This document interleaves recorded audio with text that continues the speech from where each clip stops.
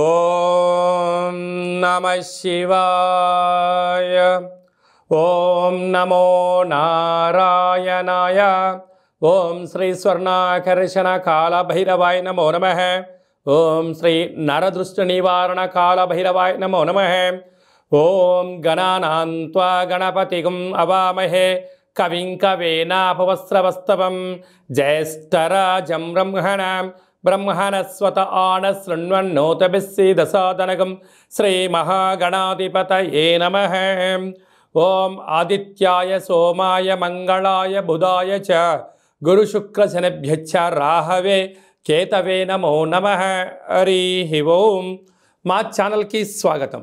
చూస్తున్న వీక్షకులకు ప్రేక్షకులకు ప్రియ కాలభైరవ భగవద్బంధులకి స్వాగతం పలుకుతూ మమ్మల్ని ఎంతగానో ఆదరిస్తూ ఉండబడినటువంటి ప్రియ సోదరి మనులకు అందరికీ, సనాతన ధర్మ సంరక్షకులకు అందరికీ కూడా నూతన తెలుగు ఉగాది పండగ శుభాకాంక్షలు.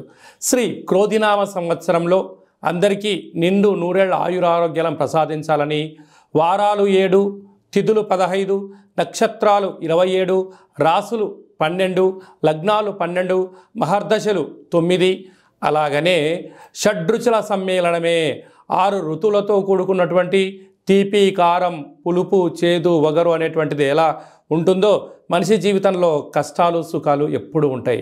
ఎవరి జీవితంలో కూడా ఎప్పుడు కూడా పూర్ణిమ శాశ్వతం కాదు, అమావాస్య అనేటువంటిది ఎప్పుడు అడ్డంకి కాదు అని చెప్పి గుర్తుపెట్టుకోవాలి.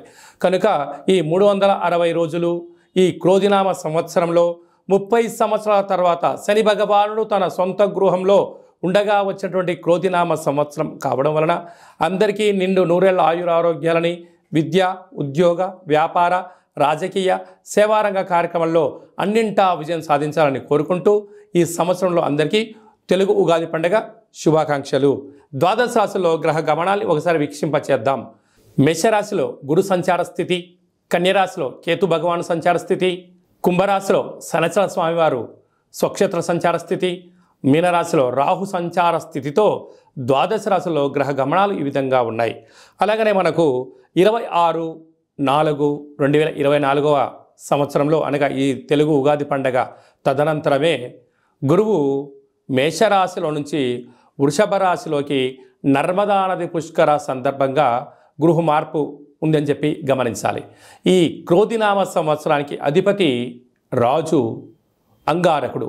ఎందుకనగా ఈ సంవత్సరము మనకు తెలుగు ఉగాది పండగ మంగళవారం రోజు అవ్వడం వలన, మంగళవారానికి అధిపతి కుజ భగవానుడు అవ్వడం వలన, ఈ సంవత్సరానికి రాజు కుజుడు అవ్వడం వలన నిత్యము అనేక మంది క్రోధము, ఆవేశము అనేటువంటి పరిస్థితుల్లో ఉండడము, ఎర్రటి నేలలు, ఎర్రటి పంటలు బాగా పండడము, అద్భుతమైనటువంటి కందులు, మిరప, ఎర్రటి నేలలు, సంపూర్ణమైనటువంటి ఆహార ధాన్యాల ఉత్పత్తులు చాలా అద్భుతంగా ఉంటాయని చెప్పి కూడా గమనించగలగాలి.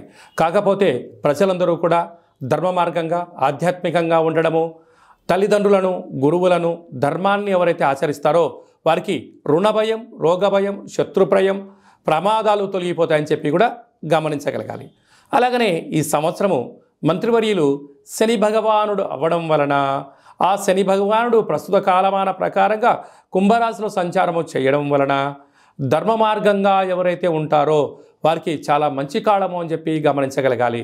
తెల్లటి నువ్వులు, విశేషమైన నీలం రంగు పదార్థాలు, పుష్పాలు, పండ్లు, పదార్థాలు, అద్భుతమైనటువంటి ధర్మ పరిపాలనగా, ధర్మంగా, న్యాయంగా, నీతిగా ఉండబడిన వారికి చాలా మంచి కాలం అని చెప్పి గుర్తుపెట్టుకోగలగాలి.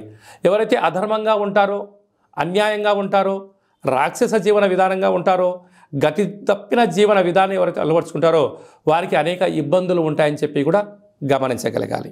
ఈ సంవత్సరము పశుపాలకుడు కృష్ణ పరమాత్ముడు అవడం వలన గోవులు, పశువులు సమృద్ధిగా ఆయురారోగ్యాలుగా ఉండడం, మంచి పాడి, మంచి పంట, ఐశ్వర్యము, సుఖవంతమైన జీవనం ఉండడం జరుగుతుంది అని చెప్పి గమనించాలి.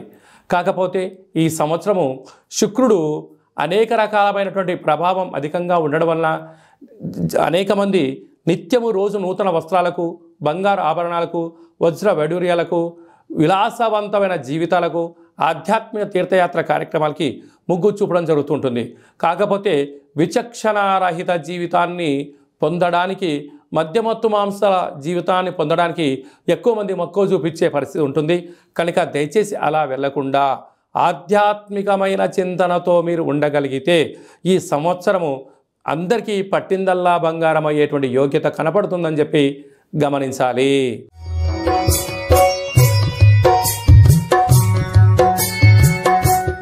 ధనుసు రాశి వారికి శ్రీ క్రోధినామ సంవత్సరంలో ఎలా ఉండబోతుందో ఈ వీడియోలో సవివరంగా సంపూర్ణంగా తెలుసుకుందాం.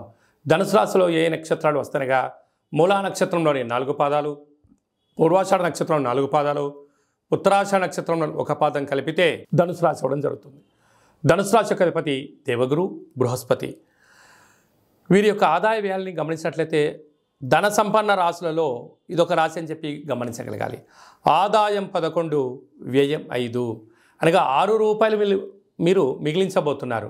స్థిరాస్తులు, చరాస్తులు, గృహాలు, భవనాలు, కార్లు, బంగారు ఆభరణాలు, షేర్లు, మీరు అత్యున్నతమైన కోట్లు సంపాదించే రాశులలో ధనుసు రాశి ఒకటి అని చెప్పి గమనించగలగాలి.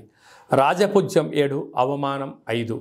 ఇన్ని రోజులు మిమ్మల్ని ఎవరైతే తొక్కేయాలని ఎదురు చూశారో, ఇన్ని రోజులు మిమ్మల్ని ఎవరైతే గెలవకూడదని ఎదురు చూశారో వారంతరకు వారే ఇప్పుడు మౌనంగా అవ్వడం, మీ దగ్గర చేతులు కట్టుకొని నించొని ఉండడం, మీరు ధర్మ మార్గంగా ఆధ్యాత్మికంగా ఉండడం వలనే మీకు రాజ్యాధికారాలు, ఉద్యోగాలు, అవకాశాలు మీ ముందర క్యూ కట్టబోతున్నాయని చెప్పి గమనించగలగాలి. ఎన్నో ఏండ్లుగా 30 సంవత్సరాలుగా శని భగవానుడు తిరిగి తన సొంత ఇంట్లో ఉండబడినప్పుడు వచ్చినటువంటి ఈ క్రోధినామ సంవత్సరం అవ్వడం వలన ఈ యొక్క ధనుసు రాశి వారికి అద్భుతమైన ఐశ్వర్యానికి, ఆనందానికి సువర్ణపు అధ్యాయపు రోజులు ఇవి అని చెప్పి మీరు గమనించగలగాలి.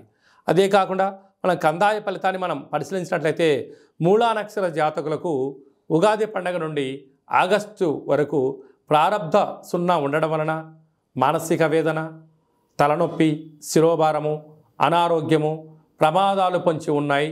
తస్మాత్ జాగ్రత్త. పూర్వాషాఢ నక్షత్ర జాతకులకు నిత్యము ఆరోగ్యం పైన శ్రద్ధ, పట్టుదల కారణం వలన వీళ్ళకి ఎలాంటి ఇబ్బందులు లేవని చెప్పి గమనించాలి.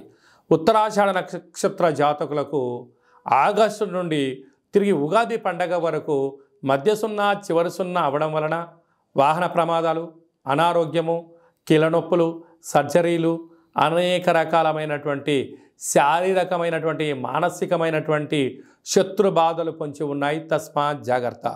కనుక ఈ ధనుసు రాశి వారికి రాశాధిపతి గురువు అవ్వడం వలన వీరు ఈ యొక్క అధిపతి రసాధిపతి అవ్వడం వలన ఈ యొక్క ధనుసు రాశి వారు వృక్షాలు అన్నా, ఆయుర్వేదం అన్నా, ఆధ్యాత్మికత అన్నా, నిత్యము పండ్లు, పలహారాలు, వృక్షాలు, ప్రకృతి, పంచభూతాలకు దగ్గరగా, భగవంతుడు దగ్గరగా ఉండడం వలన జీవనం నదిలో నావ సాగిపోవడానికి అవకాశాలు ఉన్నాయి. వీలైనంతవరకు ఇంటిలో కానీ, ఇంటి ఆవరణలో కానీ, మీ వ్యవసాయ తోటల్లో కానీ, ఫామ్ హౌస్లో కానీ సుగంధ పరిమళాలు వెదజల్లేటువంటి వృక్షాలను మీరు పెంచగలిగినట్లయితే అదృష్టం, ఆనందం మీ సొంతం అవుతుంది.